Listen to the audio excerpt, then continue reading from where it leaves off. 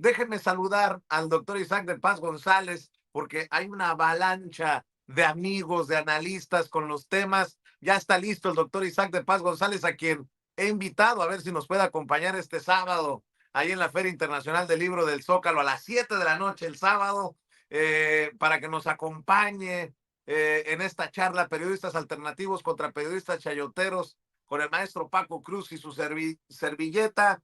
Querido Isaac, ¿cómo estás? Te mando un abrazo. Excelente, Vicente, excelente aquí. Pues muy buena mañana para toda la audiencia y aquí listos para el análisis crítico. A ver, tú dices, con todos estos temas y en tiempos de carroñeros y de sopilotes, tú dices, En tiempos, mira, Vicente, estaba escuchando lo que decían más allá de la anécdota y los chascarrillos, de cómo este personaje de los medios, Adela Micha, se ha apropiado unos metros, ¿no? No sé exactamente cuántos sean, si sean los 3,000, si sean cuántos. Eh, Uno de los grandes 2,800. problemas, Vicente, eh, del momento que estamos viviendo, de las inundaciones, de los cambios bruscos de las temperaturas, del aumento de las enfermedades, del aumento de las temporadas de calor, del aumento de las inusitado o el prolongamiento inusitado de las lluvias torrenciales, de la incidencia de los huracanes, es precisamente la apropiación corporativa, neoliberal, elitista, de los bienes ambientales, de los bienes que son comunes a todos, Vicente, grandes empresarios y ahora en México es un fenómeno, no es nuevo, que también personajes ya hasta de la farándula se apropian de un pedacito de bosque, ¿no? O sea, todo el mundo, como se dice a veces coloquialmente, todo el mundo quiere aire limpio, bosque, sombrita, jardincitos, flores, pero nadie hacemos un esfuerzo, Vicente, por cuidar lo poco que tenemos, que todavía nos queda, ¿no? En una época en que es justamente nuestra actividad, Vicente, la actividad del ser humano, la actividad industrial, la actividad de consumo, la actividad de incumplir nuestras propias obligaciones ambientales, la que nos tiene en estos momentos críticos. Y por desgracia, lo sufren más, Vicente, como ahora lo vimos en Veracruz, la gente pobre, Vicente, la gente más pobre. No quiero decir la gente del ámbito rural, porque también en las ciudades, Vicente, y pasó en Iztapalapa, ha pasado en Chaco, ha pasado en las áreas conurbanas en Ecatepec. eh, no es exclusivo el fenómeno de las zonas alejadas ni de las zonas urbanas.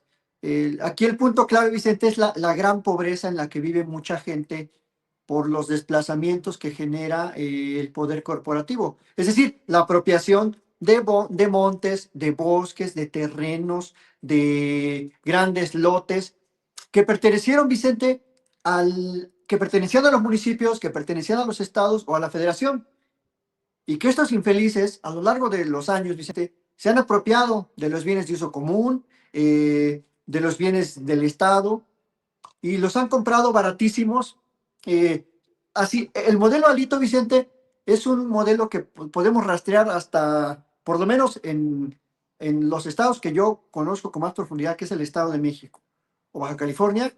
Así ha funcionado el modelo de apropiación de los políticos, diputados, exgobernadores, exdirectores, notarios, se apropian de terrenos que son para espacios públicos o que deberían ser para espacios públicos, para un parque, para una cancha de fútbol, para una escuela, simplemente para un área verde, y se los han apropiado, Vicente. Aquí, por ejemplo, en Valle de Bravo, los políticos priistas de los 90 se dieron vuelo apropiándose de los cerros. Yo siempre menciono que el famoso, el último regente, Óscar Espinosa Villarreal, se apropió de nada más de 700 hectáreas del cerro allá entre Temascaltepec, Valle de Bravo y Sultepec. Ahí nada más, Vicente. O sea, Adela Micha es pecata minuta, ¿no? Que quererse apropiar de 3,000 metros, porque estos canijos, los expolíticos priistas, se apropiaron prácticamente de todo. Aquí en mi pueblo, entre Valle de Bravo y Pipioltepec, Pichardo Pagasa se apropió del cerro. Y eso se dando cuenta, pues gracias a la praxis, a que uno va al registro público y dices, bueno, ¿y a quién le pertenece esto? No, pues el cerro tiene dueño y lo tienen escriturado. Entonces, todos estos fenómenos de apropiación de tierras, Vicente, que vemos a lo largo y ancho del país, responden a eso, ¿no? Que no estamos realmente conscientes de que cómo nos afecta en general. O sea, por ejemplo, a mí, ¿por qué me afecta? O a ti, lo que sucede en Veracruz.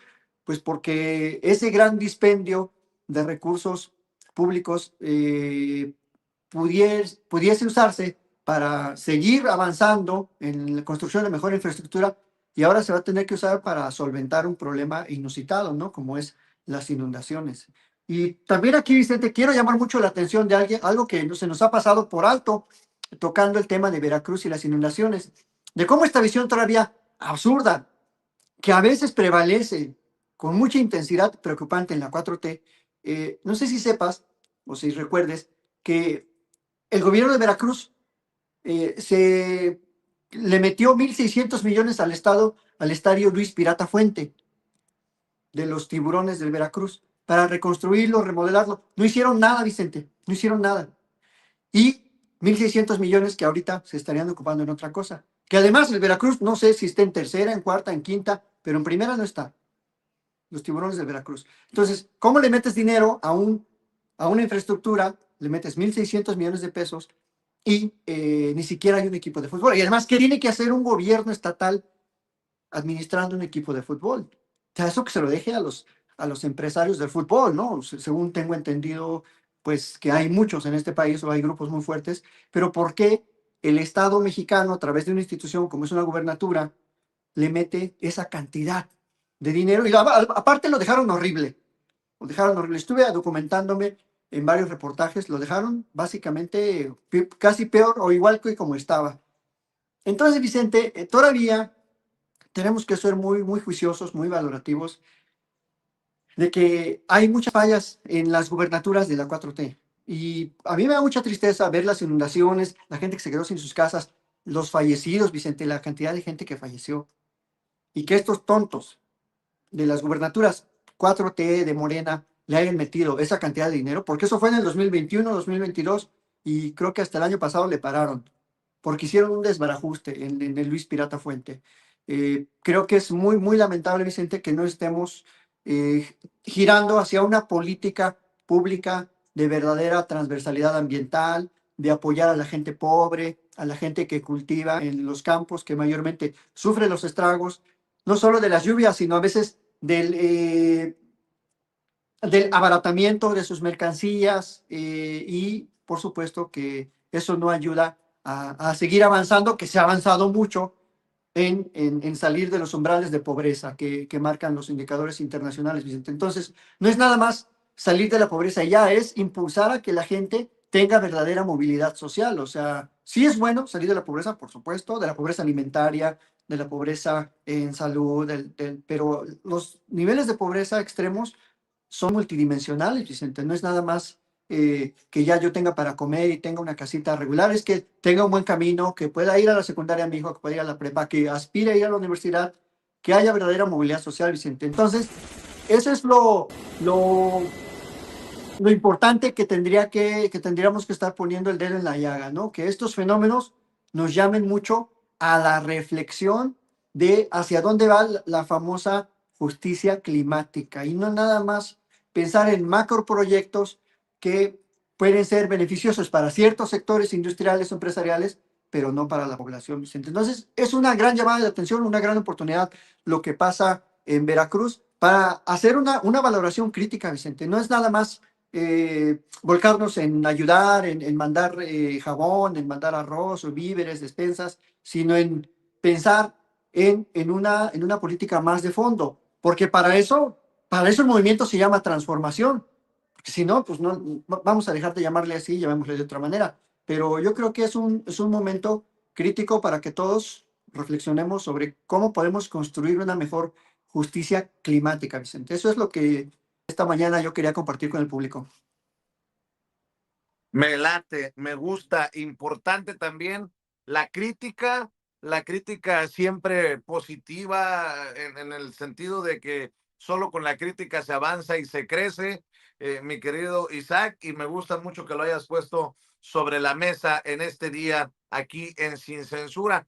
Algo sobre la corregida de plana que le metieron en la Cámara de Diputados a la reforma a la ley de amparos, mi querido Isaac.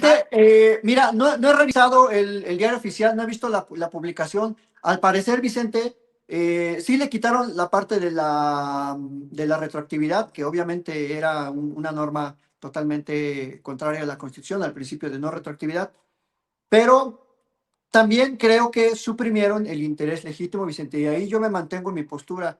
Están limitando, sobre todo, precisamente, la posibilidad de que algunos pueblos o individuos o asociaciones, y no me refiero a las grandes asociaciones, Vicente, a las grandes asociaciones opositoras, me refiero a pequeñas asociaciones de vecinos, de gente que quiere que un parque particularmente se proteja, o que gente que quiere que una de sus lagunas no sea contaminada o no se construyan ahí cosas indebidas.